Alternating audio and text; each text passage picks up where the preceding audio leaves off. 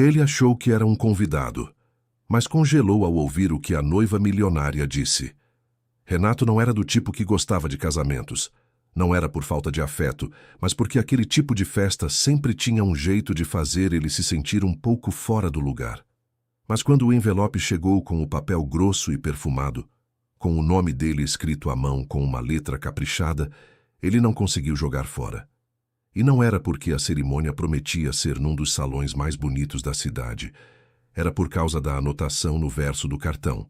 7 palavras escritas à caneta azul. Preciso muito que você venha. Isabela.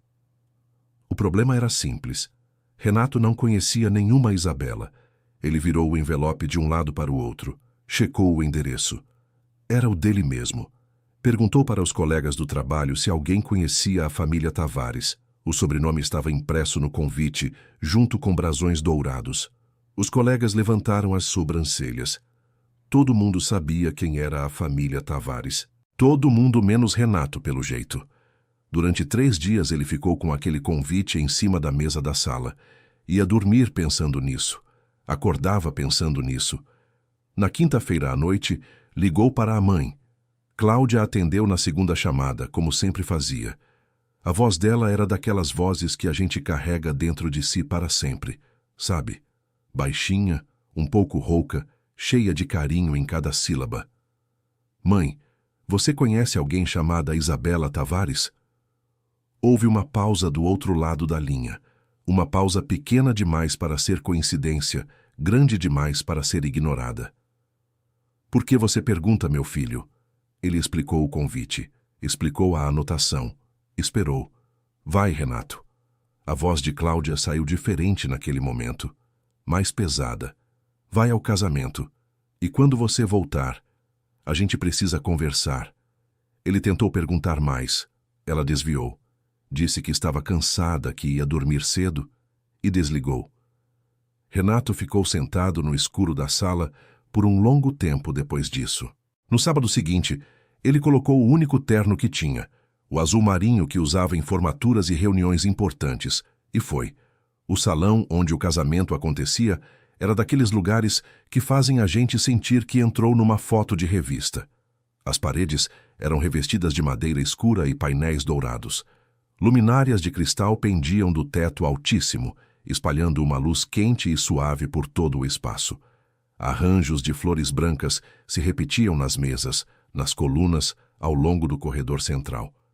Havia centenas de convidados, homens de paletó, mulheres de vestido longo, crianças arrumadas com aquele jeito meio desconfortável de criança que foi obrigada a se vestir bem. Renato encontrou seu lugar na lista e se sentou numa das fileiras do meio.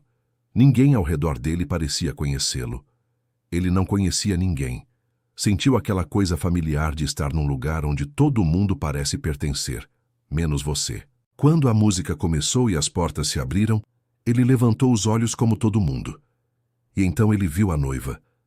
Ela entrou de vestido rendado de manga longa, com o véu preso no cabelo escuro, todo preso para cima, com aquela postura de quem foi ensinada desde pequena a atravessar salões sem olhar para os lados. Mas no meio do corredor, os olhos dela varreram as fileiras de convidados com uma urgência que não combinava com o ritmo da música. Era como se ela estivesse procurando alguém. Os olhos dela encontraram os de Renato, e ela parou.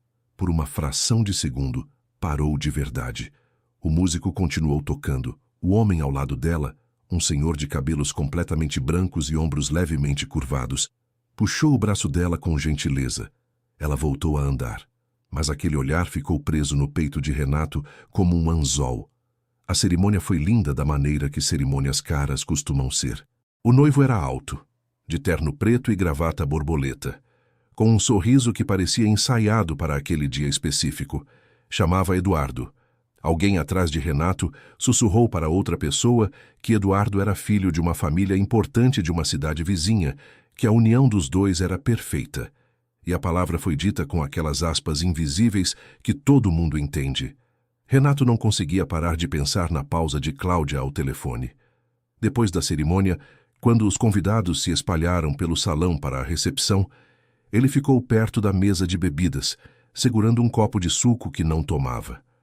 o velho do cabelo branco, o pai de Isabela, que mais tarde ele saberia se chamar Geraldo, ficou parado perto da janela por um longo tempo, olhando para o jardim lá fora com uma expressão que não combinava nada com um dia de festa. Parecia um homem carregando um peso que ninguém mais no salão conseguia enxergar. Renato estava prestes a ir embora. Ia colocar o copo na mesa, pegar o paletó e sair discretamente, como se nunca tivesse estado ali, quando sentiu uma mão no seu braço. Era ela. Isabela estava de pé ao lado dele, com o véu levemente desalinhado e os olhos que de perto tinham uma cor que ele não esperava, castanhos claros, quase mel, com um brilho que era metade alegria e metade desespero. "Você veio", ela disse. "Vim", ele respondeu, "mas eu preciso entender por quê." Ela olhou ao redor, verificou se alguém estava perto. Então fez uma coisa que Renato não esperava. Ela se aproximou, colocou a mão delicadamente no rosto dele e sussurrou no seu ouvido. 4 palavras. 4 palavras que fizeram o mundo inteiro parar. "Você é meu irmão." Olha, quando eu cheguei nessa parte da história, fiquei parado um tempo antes de continuar, porque existem segredos que ficam enterrados por décadas inteiras, e quando aparecem, aparecem assim, sem aviso, sem preparo, num momento em que a gente está menos esperando. Renato não conseguiu falar. A boca abriu, mas nenhuma palavra saiu.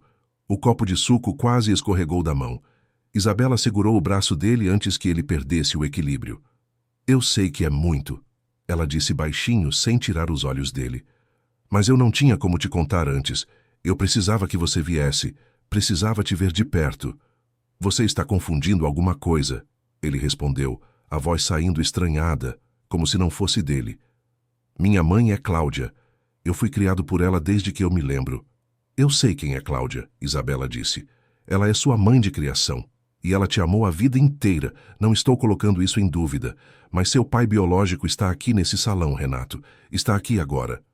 Ele seguiu os olhos dela até a janela. O velho de cabelos brancos ainda estava lá. Renato sentiu as pernas ficarem pesadas. Geraldo Tavares tinha 72 anos, cabelos completamente brancos, mãos grandes de quem trabalhou muito no começo da vida, e um par de olhos castanhos claros que Renato reconheceu com um impacto físico que não soube explicar. Eram os mesmos olhos que ele via no espelho toda manhã.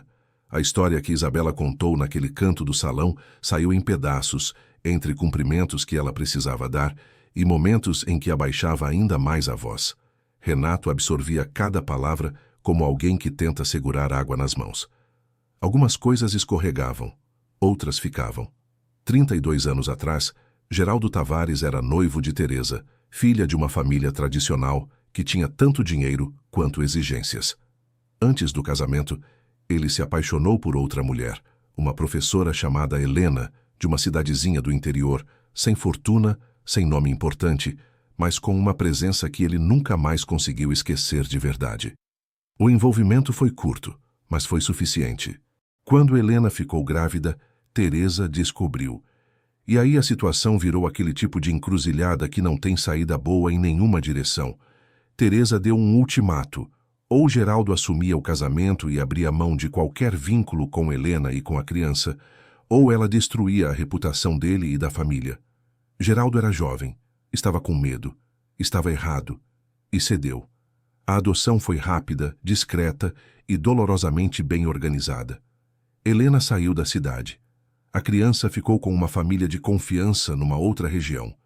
E Geraldo casou com Teresa, construiu um patrimônio e passou 32 anos tentando convencer a si mesmo de que tinha feito a única coisa possível. "Como você descobriu tudo isso?", Renato perguntou. "Encontrei documentos na gaveta do escritório do meu pai enquanto procurava certidões para o casamento", Isabela respondeu. "Uma pasta que estava lá há décadas. Tinha o nome da sua mãe biológica, o nome da família que te adotou, uma foto de quando você tinha 2 anos. A voz dela falhou um pouco. "Fiquei 3 semanas sem conseguir dormir direito. E então, decidi te procurar. Seu pai sabe que você me convidou?" O silêncio de Isabela foi a resposta mais completa que ela poderia ter dado. "Então ele não sabe que eu estou aqui. Não ainda. Renato olhou de novo para o velho perto da janela. Geraldo continuava com aquela expressão distante, completamente alheio à conversa que estava acontecendo a 30 metros dele. E num canto mais próximo do centro do salão, uma mulher de cabelos tingidos e joias pesadas no pescoço observava tudo com um sorriso fixo que parecia pintado no rosto. Teresa. Renato entendeu quem ela era sem precisar perguntar. Por que você fez isso? Ele perguntou, virado para Isabela. Você acabou de se casar. Hoje é o dia do seu casamento. Por que agora? Isabela levou alguns segundos para responder. Quando falou, a voz estava mais firme. Porque eu precisava olhar para você antes de continuar. Precisava saber que você existia de verdade, que estava bem. Meu pai está ficando velho, Renato. Ele tem carregado isso sozinho há décadas.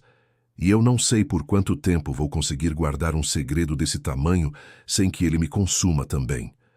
Era muita coisa. Era pesado demais para um único dia. Renato saiu do canto e foi até o jardim. Precisava de ar. Precisava de um espaço sem gente, sem música, sem aquele peso todo dentro de um mesmo salão. Ficou parado entre as flores brancas do jardim externo, com a gravata afrouxada e os olhos fixos no chão. Não demorou muito para ouvir passos na grama. Quando ergueu a cabeça, Geraldo estava na porta do jardim. Os dois ficaram se olhando por um tempo que não tinha medida precisa. Um homem de 72 anos com o peso de uma vida inteira nos ombros. Um homem de 32 que achava que tinha ido a um casamento de estranhos. Você parece com ela, Geraldo disse por fim. A voz era rouca, como se ele não estivesse acostumado a falar de certas coisas em voz alta. Com Helena, nos olhos principalmente. Eu sei que sou adotado, Renato disse. Minha mãe me contou quando eu tinha 18 anos, mas nunca procurei saber mais. Achei que não precisava. E agora? Renato respirou fundo. Agora eu não sei o que eu acho. Geraldo desceu os degraus do jardim devagar, com o cuidado de quem tem os joelhos que já cansaram. Parou a alguns passos de Renato, de mãos nos bolsos, com aquela postura de quem não sabe direito onde colocar o corpo num momento assim. Eu errei, ele disse. Simples, direto, sem enfeite. Errei com sua mãe, errei com você, errei comigo mesmo. Fiz isso por covardia, não por maldade, embora eu saiba que, no resultado final, não faça diferença. Não faz, Renato concordou, e a frieza da própria voz o surpreendeu. Não estou pedindo perdão agora, não tenho esse direito, estou só olhando para você, deixando isso ser real. Tem um tipo de dor que não é grito, não é choro, não é briga. É aquela dor quieta de quem passa a vida inteira sem saber que tinha um buraco em algum lugar e só descobre quando alguém coloca uma luz na direção certa. Renato conhecia esse tipo de dor. Sempre achou que era uma estranheza pessoal, um jeito dele de ser. Aquela sensação de estar levemente fora do lugar em qualquer ambiente. Nunca tinha conseguido nomear isso. Agora tinha um nome. E isso não tornava as coisas mais fáceis, só mais reais. Do lado de dentro, a festa continuava. A música tinha mudado para algo mais animado. Alguém deu uma gargalhada alta perto das janelas. Sua filha se casou hoje, Renato disse. Ela te ama, isso dá para ver. Geraldo assentiu devagar. Ela é a coisa mais importante que a minha vida produziu. A única coisa da qual me orgulho de verdade. Ela sabe que você não queria esse casamento. Geraldo ergueu os olhos. Ela te contou isso?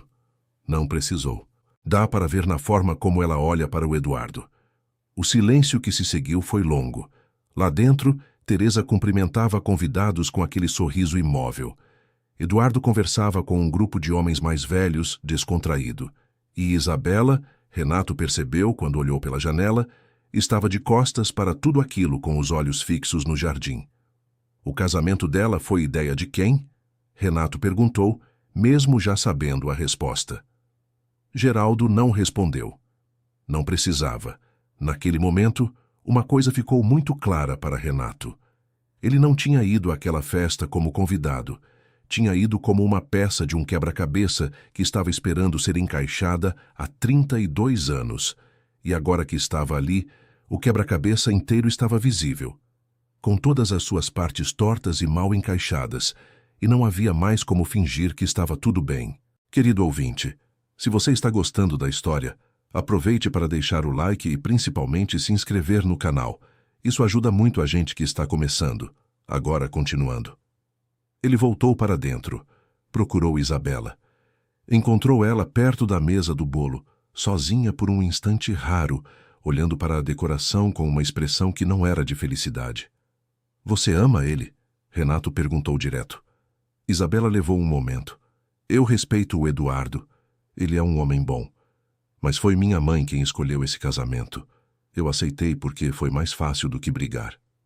E agora? Ela olhou para ele, e naquele olhar havia a mesma coisa que tinha no olhar do pai lá fora. Alguém que estava cansado de carregar um peso que não deveria ser só seu. Agora eu olhei para você, ela disse, e vi que meu pai viveu décadas fazendo o que era mais fácil, e olha o que restou. Renato entendeu o que ela estava dizendo, sem que ela precisasse completar. Tinha uma decisão sendo tomada naquele momento. Não sobre ele. Ele era personagem de uma história que os outros viveram. A decisão era sobre ela. O que aconteceu a seguir, Renato nunca esperou testemunhar. Isabela pediu a palavra ao microfone. A música parou. As conversas foram se apagando, uma por uma, até o salão ficar num silêncio que parecia suspenso. Eduardo virou o rosto com um sorriso curioso. Teresa ficou com o copo parado a meio caminho da boca. Eu quero agradecer a todo mundo que veio até aqui hoje, Isabela começou, com uma voz calma que Renato achou sobre-humana para o momento. Esse é um dia importante, mas não só pelo motivo que vocês imaginam. Geraldo, que tinha voltado do jardim e estava perto da porta, ficou imóvel. Hoje eu deixei ser real algo que eu sabia há semanas.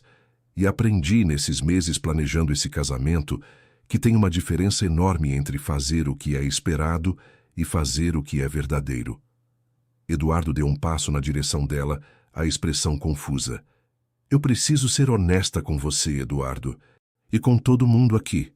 Ela respirou fundo. Eu te respeito muito, mas eu não deveria ter chegado até aqui sem ter te dito isso antes.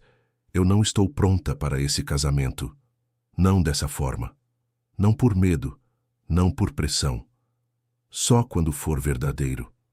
O silêncio que se seguiu foi do tipo que a gente sente na pele. Teresa colocou o copo na mesa com um barulho seco. Eduardo ficou parado por um longo momento. Então, para surpresa de praticamente todo mundo no salão, inclusive de Isabela, ele assentiu, devagar com algo nos olhos que parecia mais alívio do que mágoa. Eu sei, ele disse, baixo o suficiente para que só ela e os mais próximos ouvissem. Eu também sabia. Só não soube como começar essa conversa. Eu não sei vocês, mas eu não esperava essa virada. Às vezes, a pessoa que a gente imagina que vai reagir mal é a única que estava esperando alguém ter coragem primeiro. A noite não acabou ali, claro. Houve conversas difíceis. Teresa tentou controlar a situação como sempre fazia, falando em voz alta sobre constrangimentos e sobre o que as pessoas iam dizer. Mas Geraldo, pela primeira vez em muitos anos, a interrompeu. Chega, Teresa. 2 palavras, mas aquelas 2 palavras tinham o peso de décadas inteiras. Renato ficou até mais tarde do que planejava. Sentou com Isabela numa mesa do fundo, longe do agito que a notícia tinha provocado. Conversaram por horas, sobre Helena, sobre Cláudia, sobre os anos que passaram sem que eles soubessem um do outro. Ela mostrou no celular uma foto que tinha guardado. Uma imagem dele com 2 anos, tirada antes da adoção. Ele ficou olhando para aquela imagem por um tempo que não soube medir. Minha mãe tentou me contar alguma coisa quando eu liguei para ela essa semana, ele disse, antes de eu vir aqui. Ela sabia que você ia descobrir? Não sei, mas acho que ela estava esperando eu estar pronto para ouvir. Na semana seguinte, Renato foi até a cidade onde Cláudia morava. Ela estava sentada na varanda, como costumava estar nas tardes de sábado, com um copo de chá e aquele olhar tranquilo de quem viveu muito e aprendeu a não desperdiçar os dias que restam. Os cabelos dela estavam mais brancos do que ele lembrava. Os olhos não. Ele sentou ao lado dela. E então, Cláudia contou tudo o que sabia, sem pressa, com aquela voz que ele carregava dentro de si para sempre. Contou que a família de Helena tinha pedido para encontrar um lar amoroso. Contou que ela e o marido tentavam ter filhos havia anos e nunca tinham conseguido. Contou que quando pegou Renato no colo pela primeira vez, soube que era ele, que sempre soube. "Você ficou com raiva de mim?" Ela perguntou no fim, com os olhos um pouco úmidos. Renato ficou olhando para ela, para aquela mulher pequena de cabelos brancos que tinha escolhido ele quando ele não tinha escolha nenhuma. "Não", ele disse. "Nunca." Ela segurou a mão dele. E ficaram assim por um tempo, sem precisar de mais palavras. Tem coisas que a gente ouve e sente que conhece aquela dor de algum lugar. Esse momento entre os dois foi uma delas para mim. Nos meses que se seguiram, Renato e Isabela foram construindo uma relação devagar, sem pressa, sem cobranças. Havia tropeços, tinha que ter, com tanto tempo perdido e tanto não dito. Houve um jantar desconfortável com Geraldo, onde os três ficaram mais em silêncio do que em conversa. Houve uma tarde em que Renato foi embora mais cedo e foi para casa sentindo um vazio que não sabia nomear. Mas também houve uma ligação de Isabela numa madrugada, quando ela precisou conversar com alguém que a entendesse de um jeito que ninguém mais conseguia naquele momento. E Renato atendeu.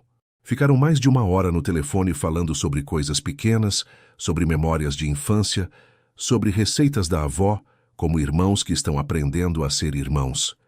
Querido ouvinte, se você está gostando da história, aproveite para deixar o like e principalmente se inscrever no canal. Isso ajuda muito a gente que está começando, agora continuando. Geraldo não pediu perdão com palavras, pediu com presença, com ligações que no começo eram curtas e foram ficando mais longas. Com uma visita à cidade de Renato numa tarde de semana, onde os dois tomaram café e conversaram sobre coisas do dia a dia, como se estivessem tentando aprender a ser pessoas normais um para o outro. Com uma tarde em que Geraldo apareceu com uma caixinha de fotos antigas e colocou na mesa sem dizer nada, fotos de uma mulher jovem sorrindo para a câmera, com olhos castanhos claros que Renato conhecia muito bem. Teresa nunca a aprovou. Mas Teresa, como Renato foi entendendo aos poucos, nunca tinha aprovado nada que fugisse do controle dela.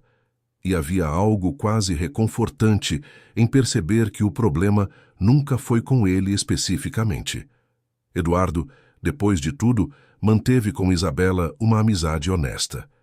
Ele próprio admitiu, no encontro que os dois tiveram semanas depois, que o casamento tinha sido mais uma pressão de família do que uma escolha sua. Os dois tinham ido até o altar carregando o mesmo peso, sem nunca ter tido coragem de conversar de verdade. Essa conversa tardia acabou sendo a mais saudável que eles tiveram. Cláudia conheceu Isabela no ano seguinte, numa visita que Renato organizou com o coração na mão, sem saber exatamente o que esperar. As duas mulheres ficaram sentadas na mesa da cozinha por horas. Renato ouviu a mãe gargalhar de um jeito que não ouvia há muito tempo, aquela risada franca, de quem está completamente à vontade. Quando saíram para o jardim depois do almoço, ele viu Cláudia segurar o braço de Isabela, com um carinho que não precisava de explicação. Depois, quando Isabela foi embora, Cláudia segurou o rosto de Renato entre as mãos, como fazia quando ele era criança, e disse: "Você tem uma família grande, meu filho. Isso é uma bênção." E Renato entendeu que ela tinha razão. Não da forma como ele sempre imaginou que uma família deveria ser, organizada, sem brechas, sem histórias que custam a ser contadas, mas da única forma que as coisas reais costumam ser, imperfeita, com cicatrizes visíveis e ainda assim inteira. Ele tinha chegado naquele salão achando que era um convidado. Saiu sabendo que era parte da história. Fim da história. Conta pra gente o que você achou dessa jornada do Renato e de onde você está assistindo agora. Você acha que Isabela fez certo em falar a verdade naquele momento? Adoraria ler sua opinião nos comentários. Muito obrigado pela companhia de sempre. Não esquece do like e o mais importante de se inscrever no canal para não perder as próximas histórias.